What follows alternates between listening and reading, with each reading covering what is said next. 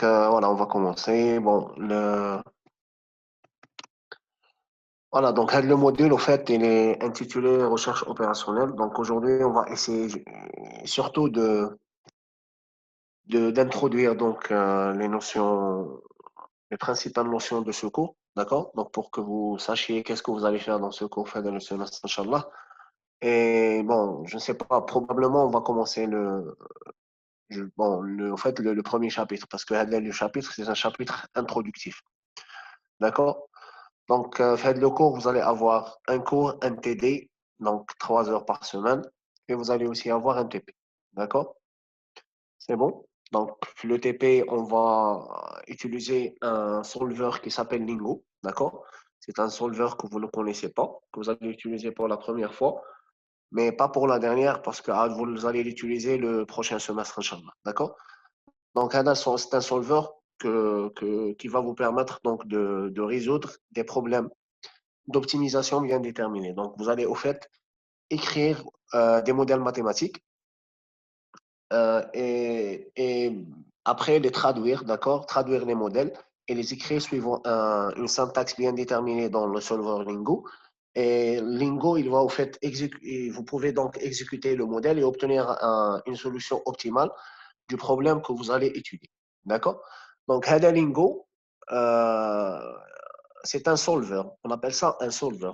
Ce n'est pas un langage de programmation, mais c'est un solver. D'accord?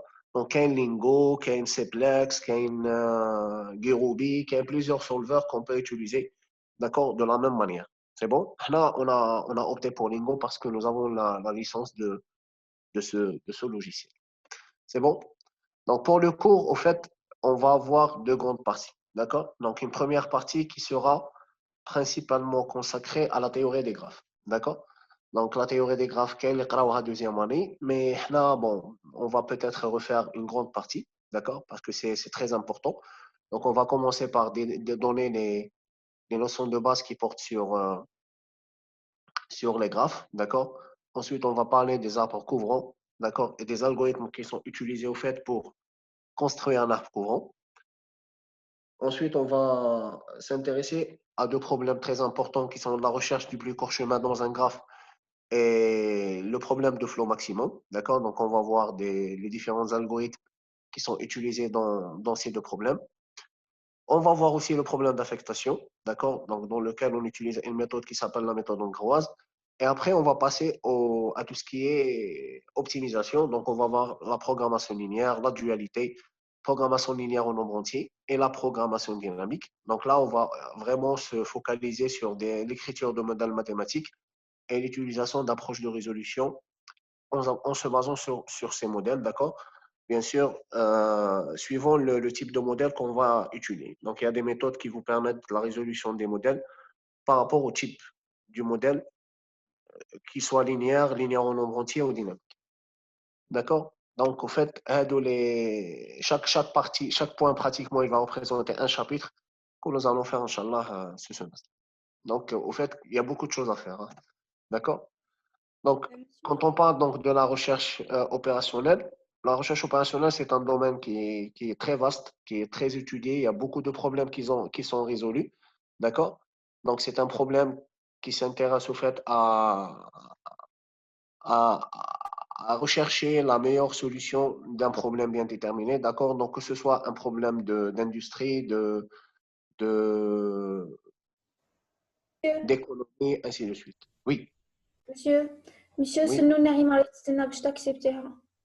ok, pas de problème.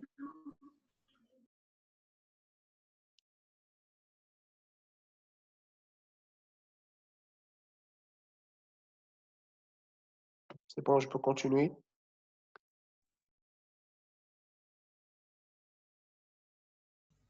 Oui, monsieur, c'est bon. Parfait. D'accord, donc une première définition du dictionnaire Cambridge, d'accord? Donc la recherche opérationnelle, en fait, c'est the systematic study of how best to solve problems in business and industry, d'accord? Donc comment trouver les meilleures solutions pour des problèmes d'économie et d'industrie, d'accord? On peut aussi définir la recherche opérationnelle comme étant l'utilisation de modèles mathématiques et algorithmes, d'accord, pour pouvoir prendre des décisions bien déterminées, d'accord? Là, pour, au fait, réaliser des systèmes d'aide à la décision, d'accord?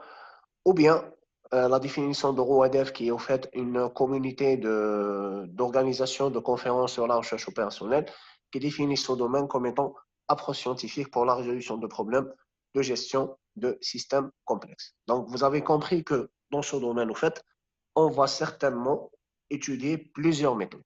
D'accord? Donc, ces méthodes, leur objectif principal, au fait, est de donner des solutions à des problèmes bien déterminés. Ces problèmes vont être soit des problèmes d'industrie, d'accord? Ou là, des problèmes d'économie, d'une façon générale. D'accord? C'est bon? Donc, au fait, dans la recherche opérationnelle, on va voir des outils qui vont vous permettre certainement d'optimiser surtout, d'accord? Donc, l'architecture et le fonctionnement des systèmes industriels et économiques, d'accord? Aussi, ça va permettre aux décideurs, d'accord, de donner des solutions et de trouver des choix, d'accord? Est-ce que c'est très bien? accepté Jazio, Saad. Oui. Voilà, je suis diapo, donc qui dit une personne, il n'y a aucun problème. D'accord, merci. Pas de souci. واش دينا البارطاج نو واش ناسي ايه راني ناسي البارطاج البارطاج ما نشوف والو والله نسيت هادي بزاف ما خدمتش بزوم صايب بديت ننسى D'accord. Je vais vous partager l'écran, pas de problème.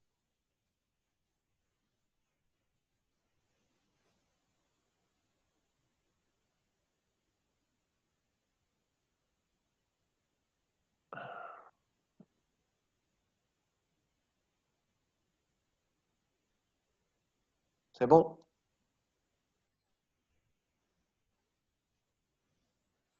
سي بون ها هو ميرسي Ah. Donc, je vais reprendre Malish à partir de cette diapo. Donc, la recherche opérationnelle, au fait, donc c'est une science dans laquelle vous allez surtout utiliser des outils qui vont vous permettre d'optimiser, d'accord? Donc, l'architecture et le fonctionnement du système industriel et économique. Donc, au fait, ces outils vont aider les décideurs à faire des choix, d'accord, efficaces et optimaux. D'accord? C'est bon? Voilà, donc,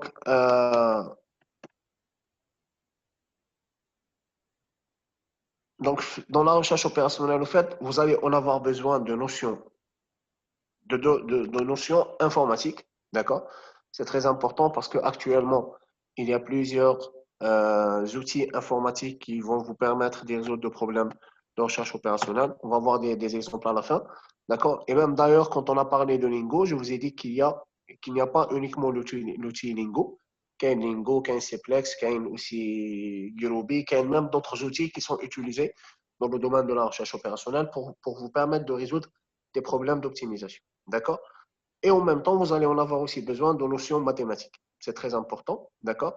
Donc, vous pouvez aussi utiliser des structures élaborées comme les graphes. Donc, les graphes, normalement, les graphes, c'est des outils qui vont vous permettre de représenter graphiquement des problèmes bien déterminés. Ça y est? Donc, je pense que quand vous avez les graphes de deuxième année, la majorité d'entre vous, donc vous avez normalement une idée sur ça. D'accord? C'est bon? Donc, avec les outils de recherche opérationnelle, vous allez soit trouver des solutions que vous ne pouvez pas trouver à la main, d'accord? Donc, parfois, vous êtes devant un problème bien déterminé, vous allez essayer de les résoudre à la main, vous ne pouvez pas obtenir de solution, mais avec des outils plus élaborés, plus efficaces, vous pouvez retrouver une solution, d'accord? Là, parfois, vous pouvez retrouver une seule solution à la main, d'accord? Mais avec un programme, vous pouvez retrouver plusieurs solutions, d'accord? Avec aussi ces outils-là, vous pouvez juger la qualité des solutions obtenues. D'accord? C'est bon? Comme vous pouvez aussi confirmer ou justifier des décisions bien déterminées. D'accord? Donc, vous pouvez éventuellement utiliser des méthodes mathématiques qui vont vous permettre de trouver des solutions à des problèmes. Après, vous allez confirmer ces solutions en utilisant les outils informatiques qui sont dédiés, bien sûr, à ce type de problème. D'accord? Donc, la première partie, c'est une introduction au domaine de la recherche opérationnelle. D'accord?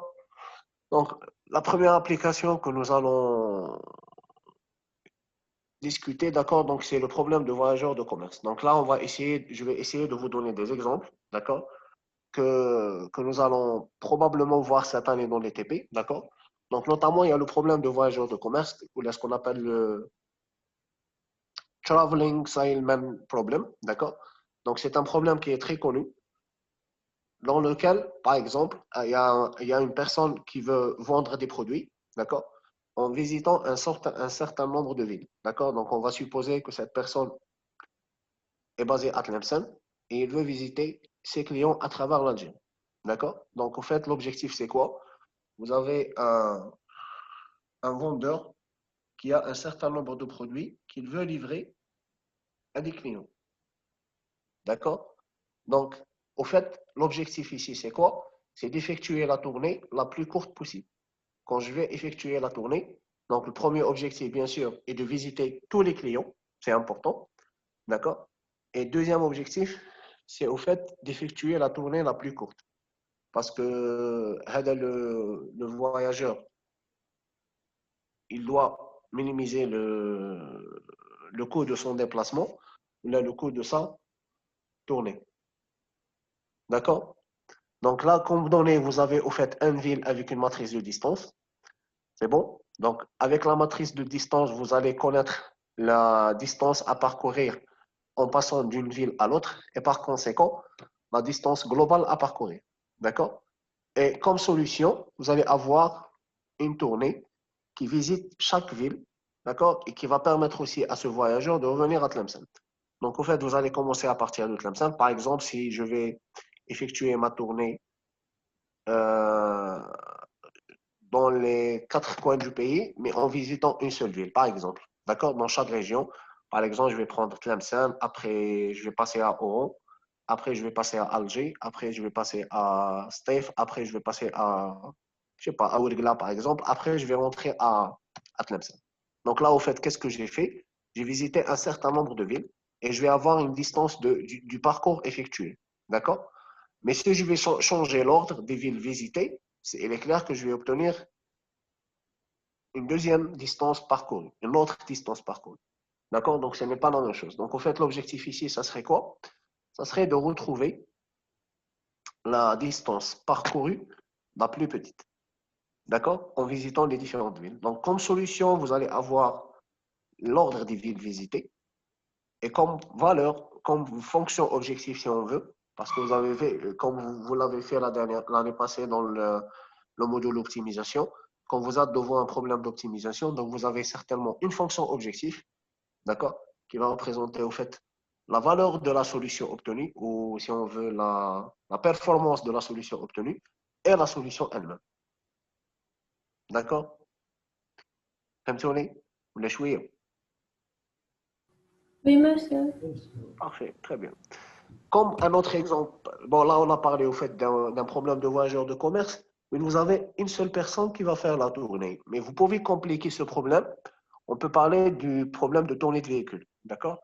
Par exemple, vous avez un fabricant de limonade qui veut distribuer les produits aux différents clients. Un fabricant de lait, par exemple, d'accord, qui veut distribuer le lait sur différents clients. Donc, vous avez remarqué que généralement, les personnes qui fabriquent du lait ou de la limonade, qu'est-ce qu'ils font au fait? Ils chargent des camions, ils vont envoyer les camions pour faire la tournée et donner le produit aux différents clients. D'accord? Donc, au lieu d'avoir une seule personne qui va visiter les différents clients, vous allez au fait en avoir plusieurs. Parce que là, vous allez, qu'il y a des entreprises, il y a un seul camion. Par exemple, si je prends les grands fabricants des produits laitiers en Algérie, comme Soumam ou la Danone ou là, maintenant, un seul camion, non plusieurs camions. Donc, par exemple, Danone ou la Soumam, qu'est-ce qu'ils vont faire? Au fait, ils vont envoyer plusieurs camions qui vont faire la distribution dans différentes régions du pays. Mais ils doivent optimiser leur tournée. D'accord? En plus, il y a de les entreprises, maintenant, uniquement l'aspect distribution, parce que l'aspect distribution, là, on est en train de parler de l'aval. Mais il y a aussi l'aspect amont. Donc, l'amont, ils doivent aussi effectuer la collecte du lait. D'accord? Donc, la collecte du lait, c'est quoi? La même chose. Donc, les entreprises, ils vont envoyer des camions aux différents éleveurs. D'accord? Donc, les éleveurs, le lait. Donc, ils vont faire la tournée. Mais ils le lait ou ils l'entreprise. Donc, c'est une tournée de véhicules Donc, ils doivent aussi optimiser les parcours effectués. C'est très important. Et plus on va optimiser les parcours effectués, moins on va utiliser de camions. C'est très important. Et si on va utiliser moins de camions, donc on va gagner les coûts des camions, on va gagner les coûts des chauffeurs, on va gagner les coûts des carburants, du carburant, ainsi de suite. D'accord? On va protéger, on va gagner en termes de protection de l'environnement, etc. D'accord? Dans cette année, il y a plusieurs PFE qui se sont intéressés aux problèmes d'autonomie de véhicule. Par exemple, il y a un PFE qui est Danone. D'accord? Oui, nous avons travaillé sur la collecte du lait. D'accord? Donc, on a minimisé la tournée des véhicules de la collecte de lait, d'accord, du lait de l'entreprise Danone. D'accord? C'est bon? Oui, monsieur. Très bien. Il y a des questions, vous m'arrêtez, il n'y a pas de problème, hein, comme d'habitude. Aucun souci. D'accord. Parfait. Donc, les applications de la recherche opérationnelle, il y en a plusieurs. Il y en a vraiment plusieurs. D'accord? Donc, on va essayer de voir des exemples et je vais essayer surtout de vous donner des exemples de projets de fin d'études parce que c'est important. D'accord? Donc, on peut, par exemple, appliquer la recherche opérationnelle sur les réseaux routiers. D'accord? Sur les réseaux routiers parce que, par exemple, les réseaux routiers, on peut concevoir de nouvelles routes. D'accord? C'est bon. En Algérie, on n'a pas vraiment ce concept. En Algérie, généralement, on utilise les routes. Ça, par exemple, quand on a voulu construire l'autoroute en Algérie, c'était au fait la conception d'une nouvelle route. D'accord? C'est bon. Donc, normalement, avec la conception, elle doit être faite suivant une étude bien déterminée qui permet de minimiser les coûts. Ça y est. Même sur l'étude de marché, même sur le choix du partenaire qui aura le projet, ainsi de suite. Donc, il y a des méthodes qui sont très utilisées dans la recherche opérationnelle qui permettent, d'accord, de réduire les coûts. Mais bon, donc ça ne sert à rien, en fait, de faire un projet qui est aussi important, d'accord, que ce soit si on veut, sur l'aspect économique ou social, avec des coûts très élevés, d'accord. Donc, normalement, l'étude doit être faite dans un objectif bien précis, qui est la minimisation des coûts. Et aussi, il y a une chose qui est très importante, le retour sur l'investissement. C'est très important. Parce que la Algérie, malheureusement, si je prends encore une fois l'exemple de l'autoroute, les gens ont dépensé énormément d'argent, mais le retour sur l'investissement à court ou à moyen terme, d'accord. Donc l'autoroute, il n'y a pas un retour, d'accord. Malheureusement. C'est bon, d'accord. Nous avons uniquement réduit si on veut, le temps de déplacement d'un endroit à un autre, c'est tout, mais sans gagner de l'argent derrière, d'accord. On peut aussi appliquer les méthodes de recherche opérationnelle sur le transport en commun. Par exemple, il y avait une compétition sur la création de start-up. Je ne sais pas en Algérie. Je ne sais pas si vous êtes au courant de ça ou pas. Par exemple, Oui, normalement. Donc, oui, les gens. déjà, il y avait un gagnant dans le domaine de la logistique, normalement, première place. Parfait, très bien. Donc, اكتب امين. Oui. مليح. Donc, هادو اللي ربحوا البري في الدومين تاع الترونسبور اي لوجيستيك, qu'est-ce qu'ils ont fait? Ils ont fait en fait un truc très simple pour l'étranger, malheureusement. Un truc, il existe pour l'étranger. Comme un exemple, l'étranger. L'étranger, par exemple, quand tu veux prendre un bus qui va se déplacer, ماشي je sais pas, ماشي من ولاية لولاية, ولا في la même ولاية un point à un autre point, d'accord? Transport urbain ولا لا. تبغي un bus اللي déplacer من دولة لدولة, d'accord? Un pays à un autre pays. Par exemple, un bus اللي راهو رايح من لا سويس لا فرنسا, ولا ان بوس اللي رايح من لا فرنسا لي بيبا, ولا من بيبا لا بلجيك, ولا من لا فرنسا لالمان, d'accord. C'est très simple, d'accord. Donc ils ont plusieurs opérateurs. Par exemple, le plus connu en Europe, c'est Flixbus, d'accord. Donc moi je dis, inscris sur internet, tu télécharges le document d'inscription. Bon, inscrire bien évidemment, d'accord, avec une carte bancaire. Télécharger le document sous forme de PDF, l'inscription تاعك. Avec l'inscription, l'enregistrement que tu vas faire, il y aura un code QR, d'accord. Donc qui تجي في البوس واش يديروا, يرفدوا هذاك الشوفور يقرا برك الكود QR, يسكاني غير الكود QR, يخرجوا كاع لي دوني تاعك, et c'est bon, c'est le bus. D'accord? En plus, qui dit l'endroit, d'accord? Qu'elle a une application, téléchargée sur Play Store, d'accord? Avec l'application, tu as le positionnement du bus qui est fait en temps réel. En temps réel, tu as le bus où est. C'est bon? Par exemple, راك ماشي من تلمسان لوهران صاي وانت جيت لتلمسان tu es فلاري وهذاك البيس تاعك je vais dire n'importe quoi معليش راه جاي من الجي il va faire الجي تلمسان ومن بعد تلمسان اورو d'accord c'est bon donc البيس تاعك راك تسناه par exemple يحق روطار ولا je ne sais pas donc tu peux connaître le positionnement du bus en temps réel c'est bon صاي Donc, le startup, ils ont fait ça, tout simplement. Donc, ils ont fait une application qui t'appelle le positionnement de n'importe quel moyen de transport que tu veux prendre en temps réel. La position, en fait, c'est le positionnement. La position en temps réel, d'accord?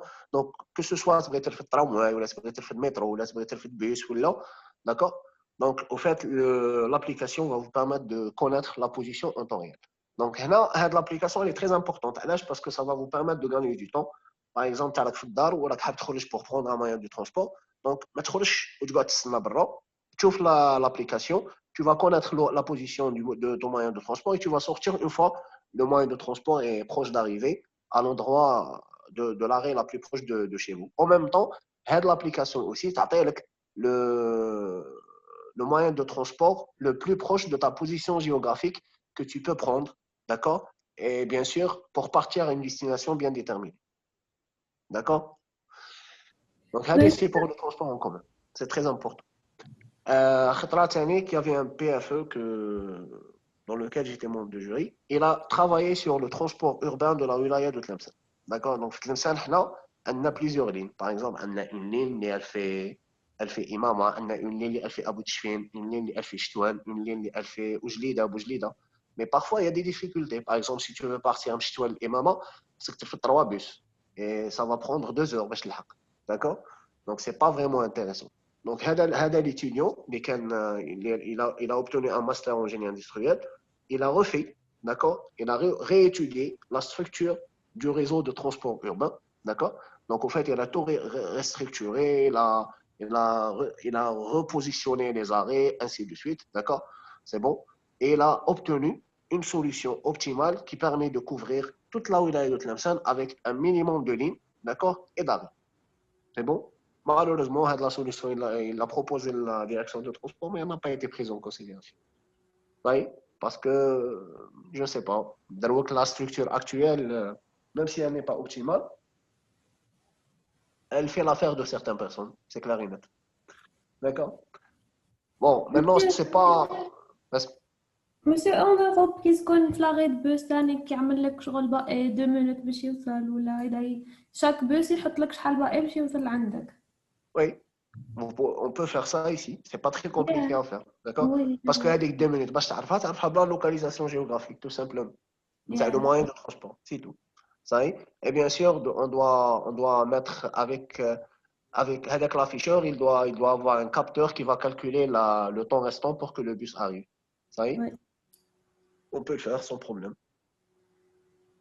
Donc, c'est des idées que vous pouvez utiliser dans le domaine de la recherche opérationnelle. D'accord? Donc, le RO, on parle beaucoup de transport, hein, c'est important. Ça y est. Il y a aussi les réseaux de gaz, ce qu'on appelle les gazoducs, ou les réseaux de transport de pétrole, ce qu'on appelle aussi les oléoducs, ou là, d'une façon générale, les pipelines. D'accord? Donc, les pipelines, c'est quoi? C'est des tuyaux. Ils transportent soit le gaz, soit le pétrole, soit les produits pétroliers, qui m'a par exemple l'essence, ainsi de suite. Ça y est. Donc, généralement, on a en Algérie, on a des raffineries, d'accord? Donc, les produits sont transportés de la raffinerie vers les différentes stations de distribution, d'accord? Des produits à base des produits pétroliers. Ça y est. Donc, par exemple,